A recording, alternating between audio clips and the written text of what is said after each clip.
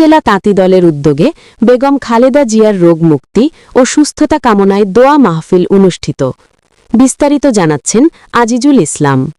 শুক্রবার ১২ ডিসেম্বর তাঁতি দলের উদ্যোগে জেলা বিএনপির দলীয় কার্যালয়ে সকাল ১১টায় দোয়া মাহফিল অনুষ্ঠিত হয়। এ সময় উপস্থিত নেতাকর্মীদের মধ্যে গভীর উদ্বেগ ও মমতার আবহ বিরাজ করে। জেলা তাঁতি দলের আহ্বায়ক শহীদুল ইসলাম লিটন তালুকদারের সভাপতিত্বে ও এসএম আবদুল্লাহ আল মামুনের সঞ্চালনায় উপস্থিত ছিলেন খুলনা জেলা বিএনপির যুগ্ম আহ্বায়ক ও বিসিবির পরিচালক খান জুলফিকার আলী জুলু, এনামুল হক সজল, কেন্দ্রীয় তাঁতি দলের সদস্য ও মহানগর তাঁতি দলের আহ্বায়ক আবু সাইদ শেখ সহ দলের অনেক নেতাকর্মীরা উপস্থিত ছিলেন। মাহফিলে বক্তারা বলেন, দেশনেত্রী বেগম খালেদা জিয়া শুধু একজন রাজনৈতিক ব্যক্তিত্ব নন, তিনি বাংলাদেশের মানুষের গণতান্ত্রিক আকাঙ্ক্ষার প্রতীক। তার সুস্থতা আমাদের সকলের প্রার্থনা।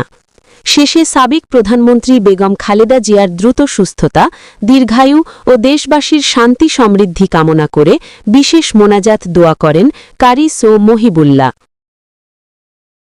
العالمين وجعل آخرة لما تكون لا إله إلا الله محمد رسول الله